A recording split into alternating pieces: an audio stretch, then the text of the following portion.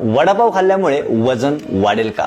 एका वडापावमध्ये 200 कॅलरीज म्हणजे 2 वडापाव जर तुम्ही खाल्ले तर 400 कॅलरीज आपण खाणार आहोत आणि 400 कॅलरीज म्हणजे 200 ग्रॅम चिकन किंवा 100 ते 150 ग्रॅम पनीर आपण खात आहोत. म्हणजे 40 ग्रॅम प्रोटीन आणि एक परफेक्ट मील आपला या कॅलरीज मध्ये होणार आहे. तसेच वडा बनवत असताना एकच तेल वारंवार वापरलं जातं, त्याच्यामुळे भरपूर जास्त ट्रान्स फॅट आपल्या शरीरामध्ये जात असतात आणि ट्रान्स फॅट शरीरासाठी इतक्या घातक आहेत की त्याच्यामुळे कोलेस्ट्रॉल किंवा हृदयाचे आजार आपल्याला होऊ शकतात. तसेच वडा तर आपण खराब खातच आहोत, पण त्याच्यासोबत जो आपण पाव खातोय त्या पावाला बनवण्यासाठी खूप जास्त शुगर किंवा हाय फ्रुक्टोज कॉर्न सिरप वापरले जातात, त्याच्यामुळे आपल्याला शुगरचे प्रॉब्लेम होऊ शकतात. त्याच पद्धतीने खूप साऱ्या लोकांना वडापाव खाल्ल्यामुळे ब्लोटिंग, गॅस किंवा डायजेशनचे खूप जास्त प्रॉब्लेम होत असतात. तसेच वडापाव खाल्ल्यामुळे कसलेही न्यूट्रिशन आपल्या शरीराला